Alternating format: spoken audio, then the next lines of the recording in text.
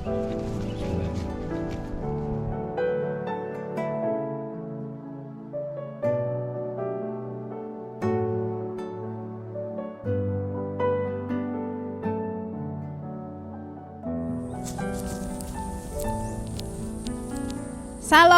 selamat pagi Bapak Ibu yang dikasihi Tuhan Yesus. Pada kesempatan pagi yang indah ini, kami bersama-sama dengan tim multimedia dari GITJ Bulung Cangkring. Kami diperkenankan Tuhan sampai di tempat ini di kawasan wisata Gunung Rowo. Di sini pagi ini alamnya begitu indah.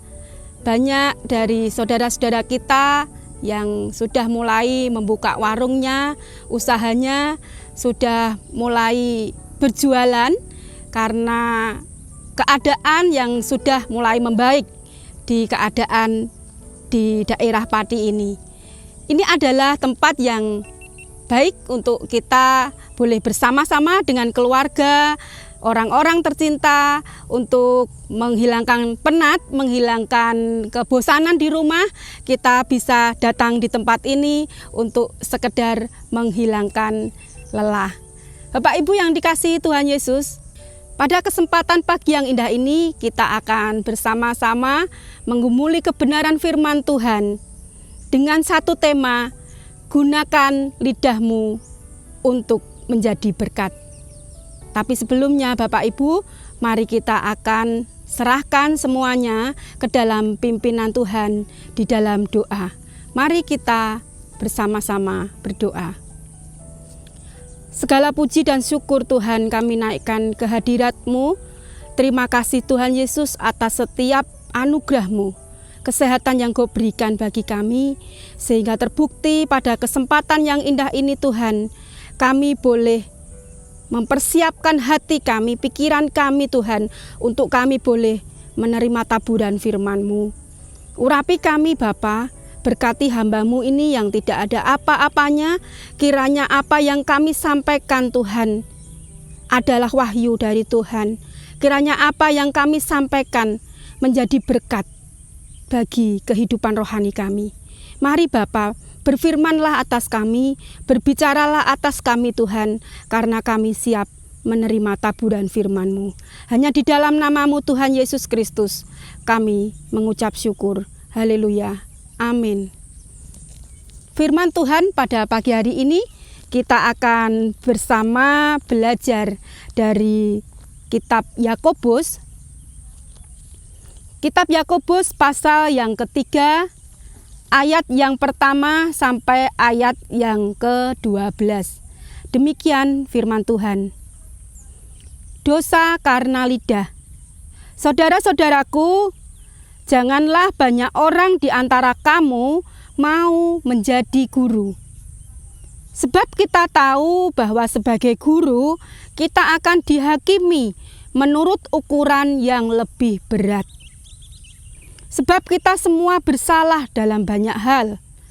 Barang siapa tidak bersalah, dalam perkataannya, ia adalah orang sempurna, yang dapat juga mengendalikan seluruh tubuhnya. Kita mengenakan kekang pada mulut kuda, sehingga ia menuruti kehendak kita. Dengan jalan demikian, kita dapat juga mengendalikan seluruh tubuhnya. Dan lihat saja kapal-kapal, walaupun amat besar dan digerakkan oleh angin keras, namun dapat dikendalikan oleh kemudi yang amat kecil menurut kehendak jurumudi. Demikian juga lidah, walaupun suatu anggota kecil dari tubuh, namun dapat memegahkan perkara-perkara yang besar. Lihatlah, betapapun kecilnya api, ia dapat membakar hutan yang besar. Lidah pun adalah api. Ia merupakan suatu dunia kejahatan dan mengambil tempat di antara anggota-anggota tubuh kita sebagai sesuatu yang dapat menodai seluruh tubuh dan menyalakan roda kehidupan kita, sedang ia sendiri dinyalakan oleh api neraka. semua jenis binatang liar, burung-burung, serta binatang-binatang menjalar dan binatang-binatang laut dapat dijinakkan dan telah dijinakkan oleh sifat manusia. Tetapi tidak seorang pun yang berkuasa menjinakkan lidah. Ia adalah sesuatu yang buas, yang tak terkuasai dan penuh racun yang mematikan. Dengan lidah kita memuji Tuhan Bapa kita, dan dengan lidah kita mengutuk manusia yang diciptakan menurut rupa Allah. Dari mulut yang satu keluar berkat dan kutuk. Hal ini, saudara-saudaraku, tidak boleh demikian terjadi. Adakah sumber memancarkan air tawar dan air pahit dari mata air yang sama? Saudara-saudaraku, adakah pohon ara dapat menghasilkan buah zaitun, dan adakah pohon anggur dapat menghasilkan pohon ara? Demikian juga mata air asin tidak dapat mengeluarkan air tawar. Demikian jauh kebenaran firman Tuhan yang bersama-sama pagi ini kita akan gumuli. Saudaraku, di dalam diri kita ada bagian tubuh kita yang memiliki kekuatan yang sangat besar. Apakah tangan kita yang setiap saat, setiap waktu kita pakai untuk mengangkat beban, untuk bekerja siang dan malam, untuk mencukupi kebutuhan kita? Apakah tangan kita? Ataukah kaki kita? Kaki kita yang setiap hari kita boleh berjalan, kita boleh berlari, kita boleh melompat ke sana kemari. Apakah kaki kita yang kuat ataukah tangan kita yang memiliki kekuatan yang luar biasa? Pagi ini Allah memberitahukan, bukan kaki kita yang kuat, bukan tangan kita yang kuat. Ternyata bagian tubuh kita yang memiliki kekuatan yang sungguh luar biasa terletak di dalam lidah kita. Mengapa Allah mengajar kita? Kalau lidah kita memiliki kekuatan yang sungguh sangat luar biasa. Kita bersama baca di ayat yang ke-5. Demikian juga lidah, walaupun suatu anggota kecil dari tubuh, namun dapat memegahkan perkara-perkara yang besar. Lidah kekuatannya luar biasa. Lidah laksana api. Dia dapat membakar hutan yang begitu besar hanya dengan sepercik api. Lidah berkuasa untuk menghanguskan semuanya. Lidah berkuasa untuk memporak-porandakan semuanya. Hanya dengan apa, Bapak Ibu? Hanya dengan ucapan-ucapan dan kata-kata yang keluar dari lidah tersebut. Kalau kita mengetahui lidah kita mempunyai kekuatan yang sungguh hebat, kita harus berhati-hati untuk mempergunakannya. Pilihan selalu ada pada diri kita. Apakah kita akan mempergunakan lidah kita untuk menjadi saluran berkat bagi orang lain? Ataukah sebaliknya akan menjadi kutuk dan menjadi batu sandungan bagi orang lain? Pada pagi hari ini kita akan belajar bersama-sama bagaimana caranya kita sebagai anak-anak Tuhan mampu membawa lidah kita untuk menjadi berkat bagi orang lain. Kita akan bersama belajar dari ayat yang ke-12. Saudara-saudaraku, adakah pohon ara dapat menghasilkan buah zaitun, dan adakah pohon anggur dapat menghasilkan buah ara? Demikian juga mata air asin tidak dapat mengeluarkan air tawar. Kalau kita baca kebenaran firman Tuhan ini, kita mengerti Bapak Ibu. Ternyata segala sesuatu itu ada sumbernya. Segala sesuatu itu ada sumber dari mana keluarnya. Sebelum menikah, di belakang rumah saya itu ada kebun buah pisang, Bapak Ibu. Buah pisang itu setiap saat, setiap waktu selalu mengeluarkan buah pisang. Sampai saat ini saya punya anak 3, buah itu pun masih tetap sama mengeluarkan buah pisang. Dan tidak pernah menjadi heboh dengan mengeluarkan buah yang lain, seperti buah mangga ataupun buah sawo. Buah pisang ini selamanya akan mengeluarkan buah pisang. Seperti inilah kenyataannya. Kita anak-anak Tuhan, sumber kita adalah Allah yang ada di dalam diri kita, adalah Allah yang bertahta di dalam lubuk hati kita. Semestinya kita pun harus mengeluarkan buah-buah roh yang dikehendaki Tuhan di dalam hidup kita. Kasih, sukacita, kesabaran, kemurahan, kebaikan, kesetiaan, dan penguasaan diri. Semuanya berasal dari hati kita. Matius 12 ayatnya yang ke-34 bagian B, saya akan baca untuk panjenengan semuanya. Karena yang diucapkan mulut meluap dari hati. Jelas firman Tuhan pagi ini untuk kita. Segala sesuatu yang keluar dari mulut itu sumbernya dari hati kita. Bagaimanakah hati yang diperkenankan Tuhan untuk kita miliki sebagai anak-anak yang dapat menghasilkan buah bagi kemuliaan Tuhan? Yang pertama, Bapak Ibu, kita harus memiliki hati yang bersih. Hati yang bersih. Bersih itu artinya tidak ada noda. Bersih itu artinya tidak ada sampah.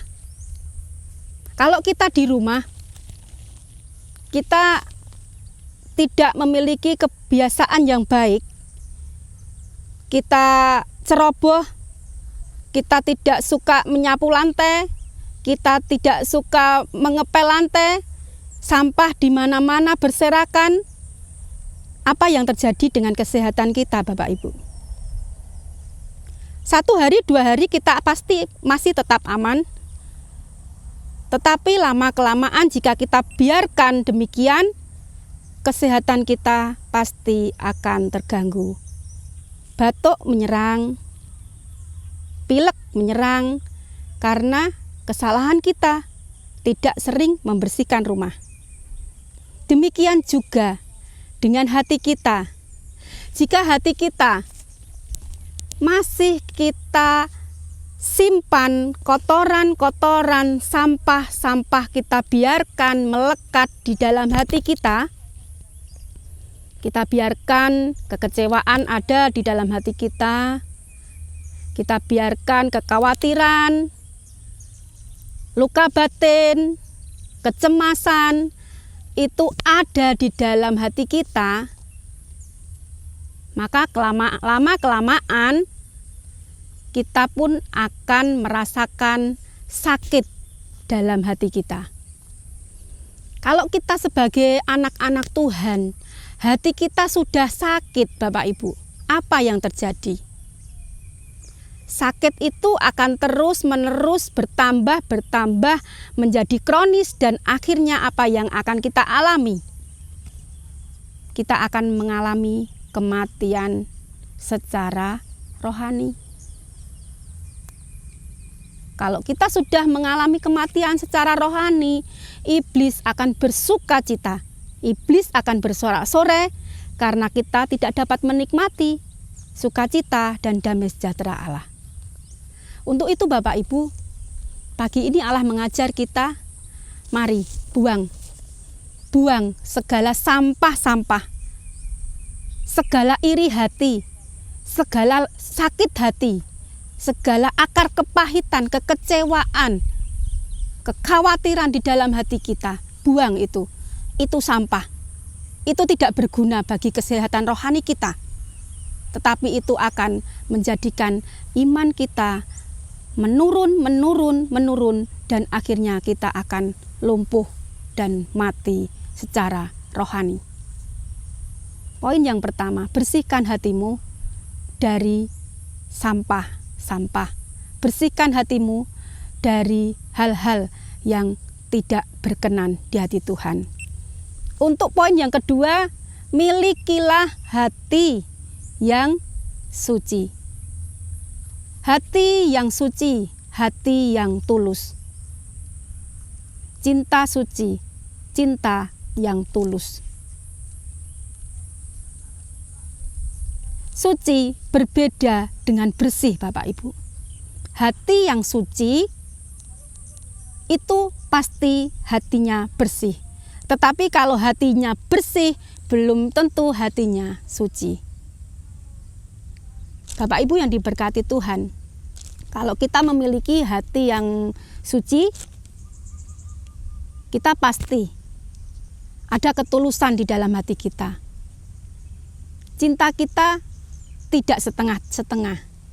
Apa yang diucapkan pasti selalu sesuai dengan apa yang dipikirkan. Tidak ada kebohongan. Tidak ada sesuatu yang disembunyikan. Milikilah hati yang suci. Itulah yang dikatakan Tuhan. Padahal dengan kenyataannya kita sering mendengar lagu yang sering kita nyanyikan dengan kata-kata demikian, Bapak Ibu. Memang lidah tak bertulang, tak berbekas kata-kata, tinggi gunung 1000 janji, lain di bibir, lain di hati. Ini artinya apa, Bapak Ibu? Artinya dengan mudahnya seseorang itu berkata dusta. Dengan mudahnya seseorang itu mengobrol janji. Dengan mudahnya orang itu menyakiti hati sesamanya. Pagi ini Allah mengajar kita, mari hati-hati dengan apa yang kita ucapkan. Jangan sering kita mengobrol janji. Apa yang diucapkan oleh mulut kita seharusnya sesuai dengan apa yang ada di dalam hati kita. Jangan ada kemunafikan, jangan ada dusta yang kita simpan. Untuk poin yang ketiga, kita mau belajar bersama-sama bagaimanakah hati yang diperkenankan Tuhan untuk kita miliki sebagai anak-anak Tuhan. Milikilah hati yang melekat kepada Tuhan. Mengapa kita harus memiliki hati yang terus melekat kepada Tuhan? Ayat 8 kita akan baca bersama-sama.